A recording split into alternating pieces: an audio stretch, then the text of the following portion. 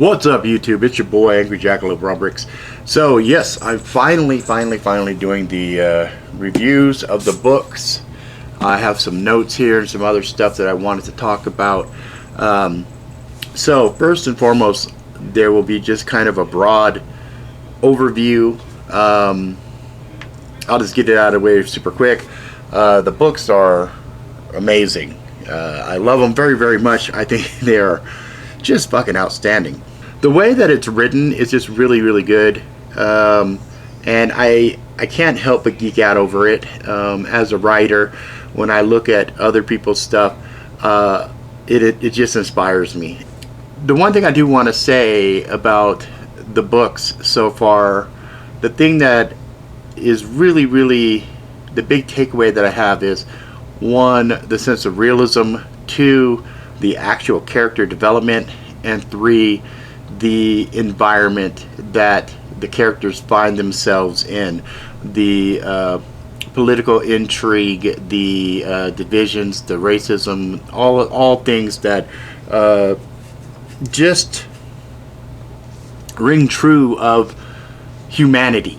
So that is out fucking standing. I guess here's the basic synopsis, just in case you happen to be a person who doesn't know anything about the Expanse and are like, what the fuck is that about? Welcome to the future. Humanity has colonized the solar system, Mars, the moon, the asteroid belt, and beyond, but the stars are still out of our reach. James Holden is XO of an ice miner making runs from the rings of Saturn to the mining stations of the belt. When he and his crew stumble upon a derelict ship, the ᶠᶸᶜᵏ, they find themselves in possession of a secret they never wanted, a secret that someone is willing to kill for, and kill on a scale unfathomable to Jim and his crew. War is brewing in the system unless he can find out who left the ship and why. Detective Miller is looking for a girl, one girl in a system of billions, but her parents have money, and money talks. When a trail leads him to the ᶠᶸᶜᵏ and rebel sympathizer Holden, he realizes that this girl may be the key to everything. Holden and Miller must thread the needle between the Earth government, the outer planet revolutionaries, and secretive corporations, and the odds are against them. But out in the belt, the rules are different, and one small ship can change the fate of the universe. That's pretty good synopsis, actually. That kind of summarized the entire story, and it does focus on the two main characters. Now we're going to get into, I guess, to give it a ratings, say a 1 out of 10. 10 being the most perfect thing that I've ever written. I mean, not written, but read. Which I can't really find anything that I've read that I would consider perfect. I guess my favorite series of all times would be Nine Princes in Amber by Roger Zelazny. And so I have kind of a fantasy tilt. This is kind of a departure for me getting into sci-fi. Most of the stuff that I read is like urban fantasy and things of that nature. But on a scale of 1 to 10, 10 being perfect, I would definitely give this 8.5. For the first book, 8.5. And there's just parts of this that I just absolutely loved. And if all you wanted was just a rating and everything else, you can cut right now, because I'm going to read some parts of this that really just kind of show some of the dialogue and some of the writing style, and it's just fucking great. I mean, I'm just like, as I was reading some of the stuff, I was like, wow, this is, just geek out on it. So, no fucking way, Amos said. No fucking way. The galley was a small space. The 5 of them filled it uncomfortably. The gray laminate walls showed whorls of bright scrapes where mold had grown once and had been cleaned off with microwaves and steel wool. Shed sat with his back against the wall, Naomi across the table. Alex stood in the doorway. Amos had started pacing along the back. 2 fast paces, then a turn, before the lawyer had finished his first sentence. I'm not happy about it either, but that's the word from the Home Office, Holden said, pointing at the galley's display screen. Didn't mean to get you guys in trouble. No problem, Holden. I still think you did the right thing, Shed replied, running one hand through his limp blonde hair. So what do you think the Martians will do to us? I'm thinking pull our fucking toes off until Holden goes back on the radio and says it wasn't them, Amos said. What in the holy hell is this? They attacked us, and now we're supposed to cooperate? They killed the captain! Amos, Holden said. Sorry, Holden, Captain, Amos said. But Jesus wept. We're getting fucked here, and not in a nice way. We're not gonna do this, are we? I don't want to disappear into some Martian prison ship forever, Holden said. The way I see it is we have two options. Either we go along with this, which is basically throwing ourselves on their mercy, or we run, try to make it to the belt and hide. I'm voting for the belt, Naomi said, her arms crossed. Amos raised his hand, seconding the motion. Shed slowly raised his own. Alex shook his head. I know the Dodger, he said. She's not some rock hopper. She's a flagship for the MCRN's Jupiter fleet. Battleship. 250,000 tons of bad news. You ever serve on a ship that size? No. I wasn't on anything bigger than a destroyer, Holden replied. I've served on Abandon, which with the home fleet. We can't go anywhere that a ship like that can't find us. She's got 4 main engines, each one bigger than our whole ship. She's designed for long periods at high G, with every sailor on board juiced to the gills. We can't run, sir. Even if we did, her sensor package could track a golf ball and hit it with a torpedo from half the solar system away. Oh, fuck that, sir, Amos said, standing up. These Martian needle dicks blew up the camp. I say run. At least make it hard for them. Naomi put a hand on Amos's forearm. The big mechanic paused, shook his head, and sat down. The galley was silent. Holden wondered if McDowell had ever had to make a call like this, and what the old man would have done. Jim, this is your decision, she said, but her eyes were hard. No. What you are going to do is get the remaining 4 members of your crew to safety, and that's all.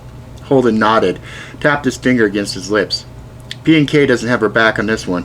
We probably can't get away, but I don't want to disappear either, Holden said. And then, I think we go, but we don't go quietly. Why don't we go disobey the spirit of an order? So it's kind of cool because, you know, these characters got to get put together. You know, they're not. Naomi and Amos were already kind of friends, already kind of tight, but the rest of them were just kind of thrown into the situation where they go out and they're handling some stuff, and a series of events happens that leaves them on a ship, and they're like immediately bucked sideways. Like there's. Like, this is so much bigger than they could even hope for. And then the situation just keeps getting more and more dire for them. And then, let's see. And then I like this little piece about Miller. This is a little bit later on. For 30 years, Miller had worked security. Violence and death were familiar companions to him. Men, women, animals, kids. Once, he held a woman's hand while she bled to death. He killed 2 people, could still see them die if he closed his eyes and thought about it. If anyone had asked him, he'd have said there wasn't much left that would shake him, but he'd never watched a war start before. It's passages like that, they're like, fuck, you know, that is just like, what? You know, you're sitting here reading it, you know, and I've read stories before where people talking about death and everything like that, but that last line there, but he'd never watched a war start before. And it's really kind of interesting because here we are, 2020 in America, and as I'm, you know, finding passages to kind of point out the things that I really like about this book, this one just jumped out at me and talk about kind of synchronicity, right? You know, we got this stuff going on with protests and things of that nature, and as I read that line, but he'd never watched a war start before, it kind of feels like that, right? It kind of feels like we're watching something unfolding right now that just feels really fucked up and scary, right? So much larger than a singular person or event, but something that is just spiraling, you know? Anyway, I just felt that was very well written, And you know, it's just interesting. And then as far as other parts of the books that don't directly translate to the show, because for those of you who just landed on this video, I did a video before where I was talking about how the books kind of complement the show and kind of fill in some of the blanks, as far as what some of the characters were thinking, what some of the motivation, things of that nature. There was a part in that where I said, you know, there's a lot more about Holden and Miller that we get to experience in the books that we don't get to experience in the show. So this part right here wasn't necessarily in the show, but it helps to frame things really relatively early in the book. You know, we're page 172 here, and you know, Miller lay on the bed of the cart, the foreign plastic arch of the wheel well dug into his side. It ached, but moving was too much effort. Thinking was too much effort. He'd made it through his day, muss at his side. He turned into data and materials on Julie. He had nothing worth going back to his hole for, and no place else to be.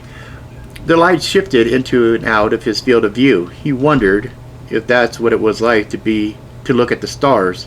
He never looked up at the sky. The thought inspired a certain vertigo, a sense of terror of the infinite that was almost pleasant. "There anyone can take care of you?" Hassani said when they reached Miller's hole. "I'll be fine. I had a bad day." "Julie?" Hassani said, nodding. "How do you know about Julie?" Miller asked. "You've been talking about her all night," Hassani said. "She's a girl you fell for, right?" Frowning, Miller kept a hand on the cart. Julie. He'd been talking about Julie.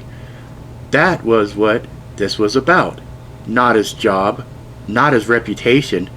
They'd taken away Julie, the special case, the one that mattered. "You're in love with her," Hassani said. "Yeah, sort of," Miller said, something like revelation forcing its way through the alcohol. "I think I am." "Too bad for you," Hassani said. So, you know, you get to find out relatively early here, before the chase gets going deep in, that, you know, the motivation for Miller. Like, you know, at this point, he's kind of fired, taken off the case and whatnot, so he makes some decisions to say, fuck it, I'm all in. I'm going to go find out what's about Julie.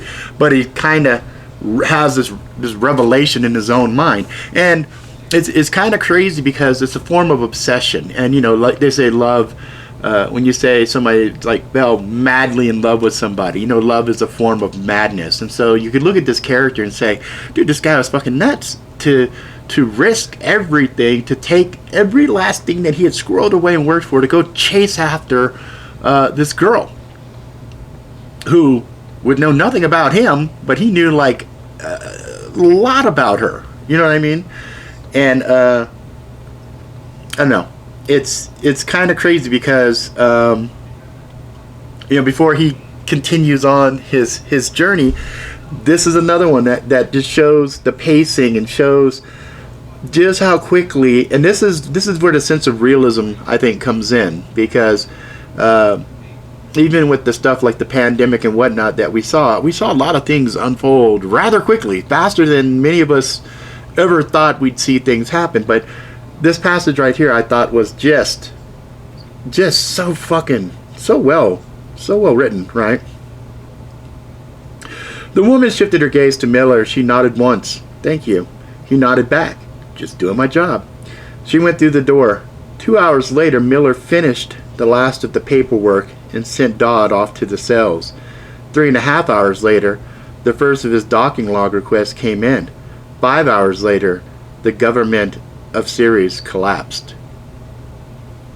That last line is fucking crazy. 5 hours later, the government of Ceres collapsed.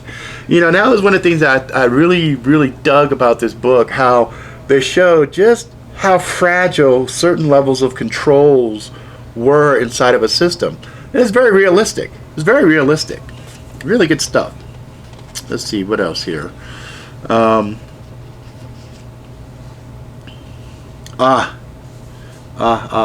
then later, after the whole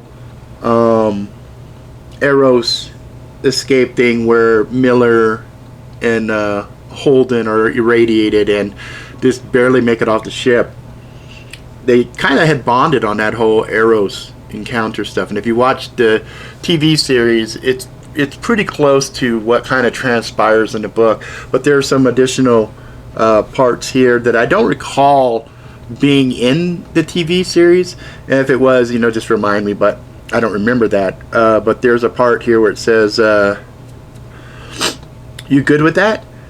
"Sure," Holden said too quickly. See, I like that right there. He's like, "Sure," Holden said too quickly. There's something that you see this writing, and in a lot of the books, there's a lot of that. There's a lot of timing that is kind of used to convey certain things. That if you just saw the dialogue, so if it just said, "You good with that?" "Sure," Holden said. Period. It's just dialogue back and forth. But "Sure," Holden said, comma, too quickly. It's like that there's an implication there that if you say something really quickly, you haven't given it a lot of thought. You haven't weighed it. You haven't given its due respect. And I love that. I love that. And this is something that I'm learning from as I'm reading dialogue and stuff. And I'm like, holy shit, that's very, very powerful just by adding too quickly, and it's used a lot in the writing. The air recyclers hummed, and the blood pressure cuff on Miller's good arm squeezed him like a hand. Holden didn't speak, but when Miller squinted, he could see the elevated blood pressure and the uptick in brain activity. "They always made us take time off," Miller said. "What?" "When we shot someone, whether they died or not, they always made us take a leave of absence, turn in our weapon, go talk to the head shrinker." "Bureaucrats," Holden said. "They had a point," Miller said. "Shooting someone does something to you. Killing someone, that's even worse. Doesn't matter that they had it coming, or you didn't have a choice, or maybe a little difference, but it doesn't take it away. Seems like you got over it, though." "Maybe," Miller said. "Look, all that I said back there about how you kill someone, about how leaving them alive wasn't doing them any favors, I'm sorry that happened." "You think you were wrong?"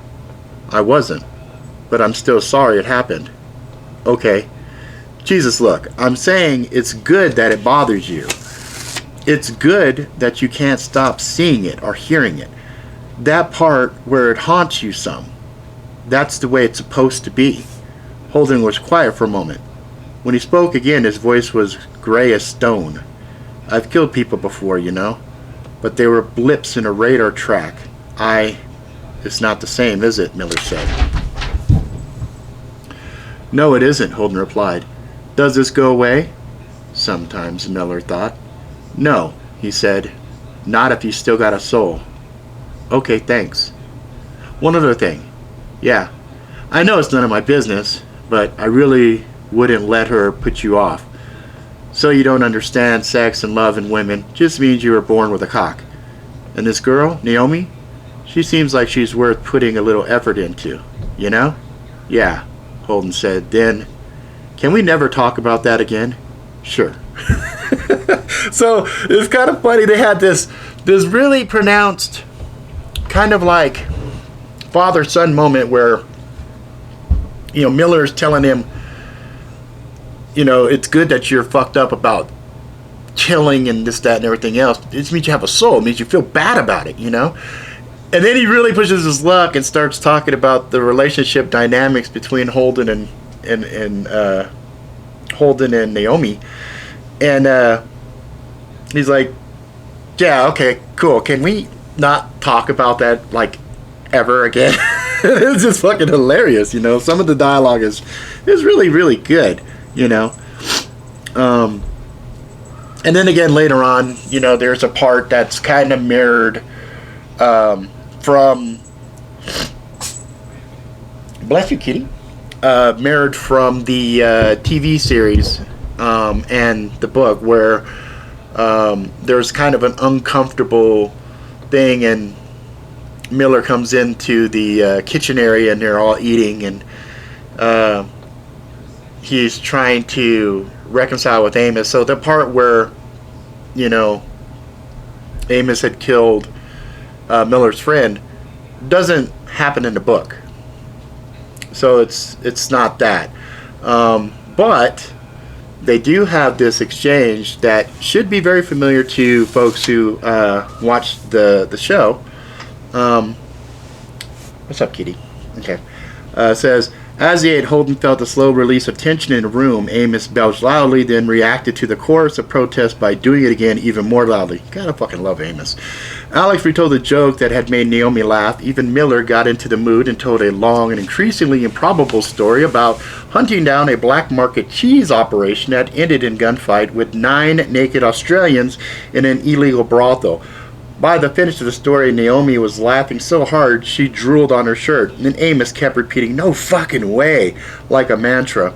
The story was amusing enough. The detective's dry delivery suited it well, but Holden only half listened.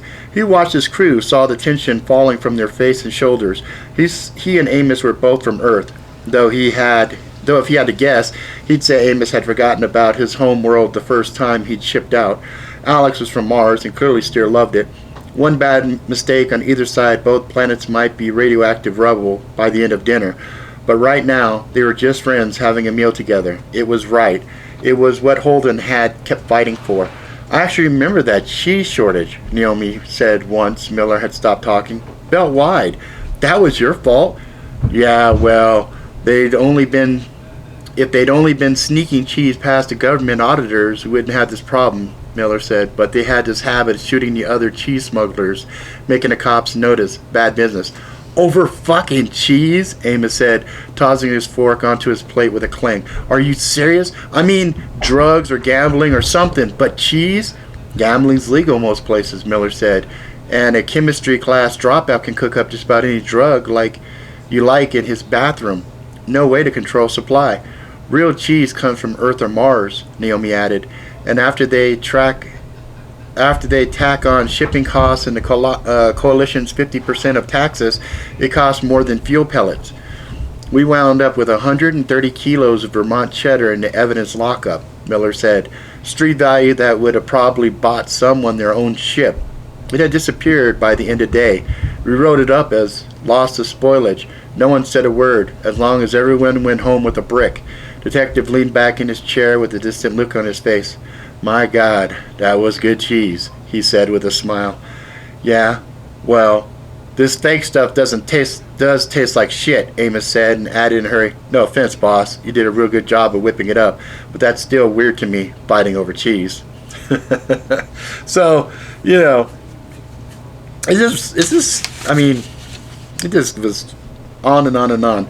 And then, I think out of the entire book, this part, the way it was written, the way that it was done, was just got me, right? So here we are a little bit later on. They're about to do the assault on the asteroid, and Miller is about to go with the OPA, and he's talking with Holden. He goes, well, Miller said, here we go, eh? Yep, Holden said. It's been a hell of a ride, Miller said. Can't say it's all been pleasant, but yeah. Tell the others I said goodbye, Miller said. Will do, Holden said. Then, as Miller moved past him towards the lift, so assuming we all lived through this, where should we meet up? Miller turned. I don't understand, he said. Yeah, I know. Look, I trust Fred or I wouldn't have come here. I think he's honorable and he'll do the right thing by us. That doesn't mean I trust the whole OPA. After we get this thing done, I want the whole crew back together just in case we need to get out in a hurry. Something painful happened under Miller's sternum. Not a sharp pain, just a sudden ache. His throat felt thick. He coughed to clear. As soon as we get the place secure, I'll get in touch, Miller said. Okay, but don't take too long. If Thought Station has a whorehouse left standing, I'm going to need help prying Amos out of it. Miller opened his mouth, closed it, tried again. Aye, Captain, he said, forcing a lightness into his voice. Be careful, Holden said. Miller left, pausing in the passageway between ship and station until he was sure he'd stopped weeping, and then making his way to the cargo ship and the assault. I don't know what it is about that. That just, it chokes me up. It gets me, that little passage there. It's like the whole time Miller's thinking, well, I guess I'm done on the ship. I'll be on my own. I really don't know what the fuck I'm going to be doing. I hope we can, get even for the whole Julie thing. Because by this point, obviously he had found out Julie had died, and the whole Arrow's mutation thing with the things on there, all of that had weighed very heavily on him. And so here he is, kind of lost, like, I don't know what's going to happen. I don't know where we're going to go. And he's realizing that Holden is extending the invitation, saying, you're part of my crew. And Miller had never experienced that. He was like, wow. It's like a sense of belonging. And, that's what kind of makes the subsequent things that happen so tragic. You know what I mean? So anyway,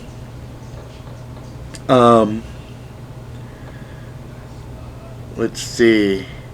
I had a part here. Amos always has these famous passages, and I want to share this one before we got to the next part here.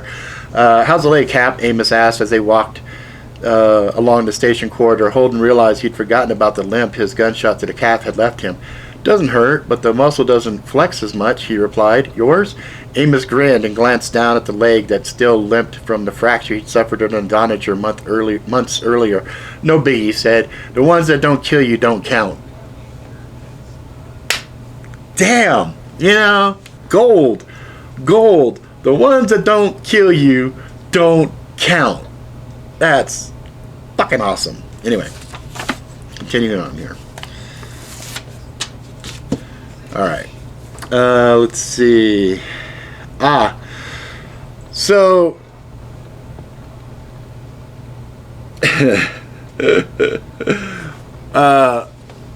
Miller capped the doctor that was the head scientist, Dresden, I think it was his name, Cap Dresden, and Holden is just pissed about the whole situation, and so kicks him off the ship, says, not part of the crew, blah, blah, blah, and Miller's like, okay, I respect that. But there's a party shows up at Holden's apartment or whatever, and he goes, he went to the door arranging his towel for maximum modesty along the way and yanked it open. So, Holden had taken a shower, there was a knock at the door, he had wrapped a towel around himself, and then this happens. It was Miller. He was dressed in a rumpled gray suit he probably bought from Ceres, was fumbling around with that stupid hat. Holden, hey. He started, but Holden cut him off. What the hell do you want? Holden said. And are you really standing outside my door with your hat in your hands? Miller smiled and put the hat back on his head. I always wondered what that meant. Now you know, Holden replied. You got a minute? Miller said. Holden waited a moment, staring up at the lanky detective. He quickly gave up. You probably outweighed Miller by 20 kilos, but it was impossible to be intimidating when the person you were staring down was a foot taller than you. Okay, come in, he said, headed for the bathroom. Let me get dressed. There's coffee.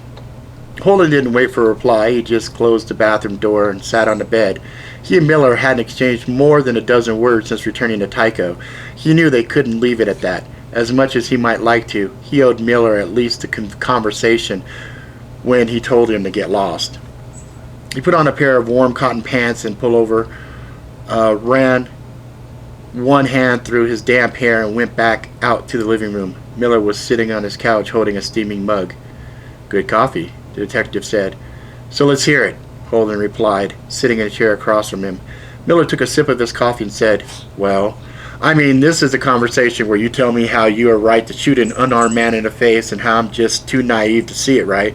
Actually, I fucking told you, Holden said, surprised to feel heat rise in his cheeks. No more of that judge, jury, and executioner shit, or you could find your own ride. And you did it anyway. Yes. The simple affirmative took Holden off guard. Why? Miller took another sip of his coffee and set the mug down. He reached up, took off his hat, tossed it on the couch next to him, and leaned back. He was going to get away with it. Excuse me? Holden replied. Did you miss the part where he confessed to everything? That wasn't a confession. That was a boast. He was untouchable and he knew it. Too much money. Too much power. That's bullshit. No one gets to kill 1.5 million people get away with it. People get away with things all the time. Guilty as hell. But sometimes something gets in the way. Evidence, politics. I had a partner for a while, name of Muss. When Earth pulled out of Ceres. Stop, Holden said. I don't care. I don't want to hear any more of your stories about how being a cop makes you wiser and deeper and able to face the truth about humanity. As far as I can tell, all it did was break you. Okay? Yeah. Okay. Dresden and his protogen buddies thought they could choose who lives and who dies. That sound familiar?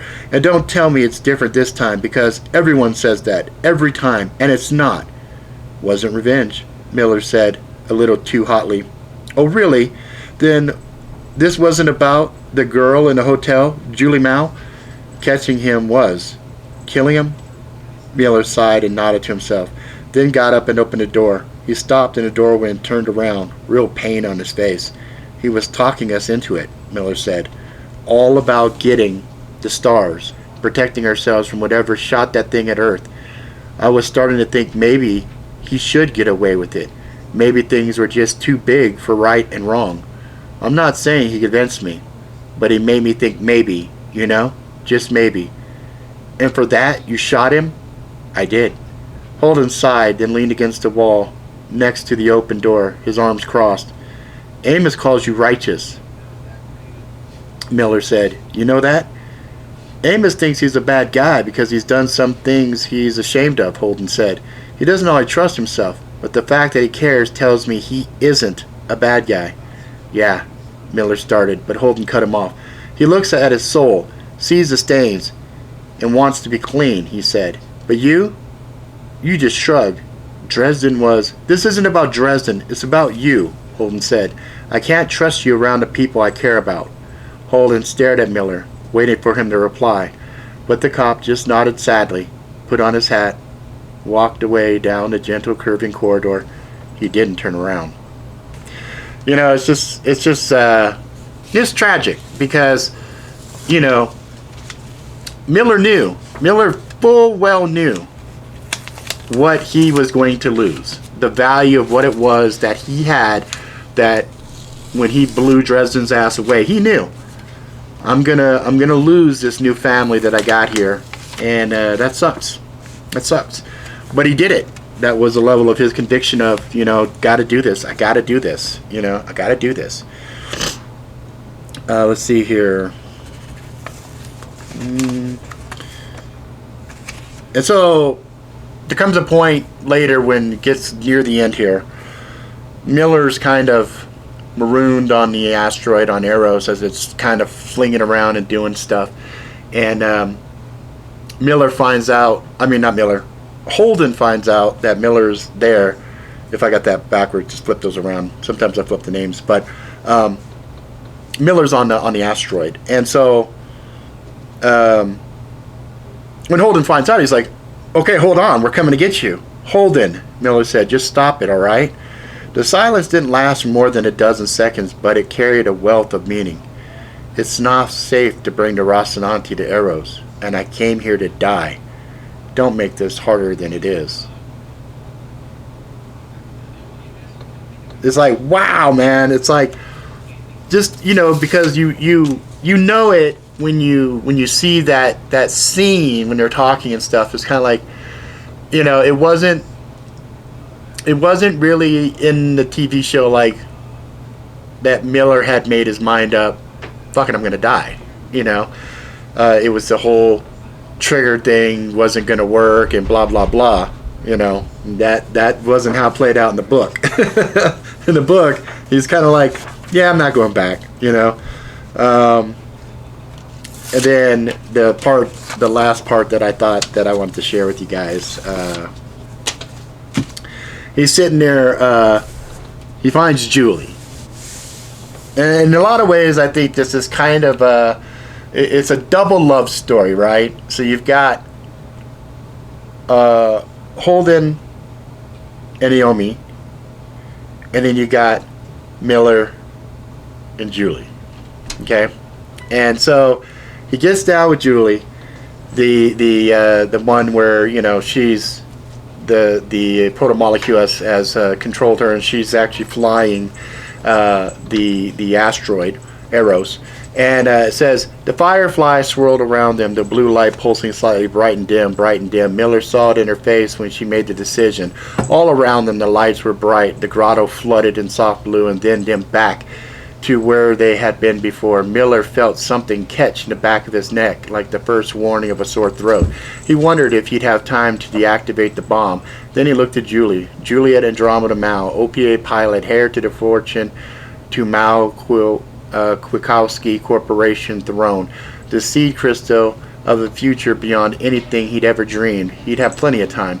I'm afraid, she said. Don't be, he said. I don't know what's going to happen, she said. No one ever does. And look, you don't have to do this alone, he said. I can feel something in the back of my mind. It wants something. I don't understand. It's so big. Reflectively, he kissed the back of her hand. There was an ache, starting deep in his belly, a sense of illness, a moment's nausea, the first pangs of his transformation into Eros. Don't worry, he said. We're going to be fine. So, he's resolved himself that he's going to die, but he's with her. And they're communicating. Hey! They're communicating, and he's like, wow, I'm going to be with her. And, you know, so it's tragic, but poetic, and it's just really, really, really well done. And I absolutely loved it. I thought the very first book was super good. It gave a lot of extra context to the TV series. And the TV series, for the most part, followed this pretty closely. Although all of the parts that had Holden and Miller were reflected inside of the show. Obviously, all of the Earth interactions and stuff like that was absent. But other than that, it was what it was. So this was super good. Loved it. I thought I said it before, I'll say it again, Angry Jackalope approved. So anyway, that was my spoiler filled excerpts. Writing style is amazing. There it is. And you can tell I geek out about it. I really love the series.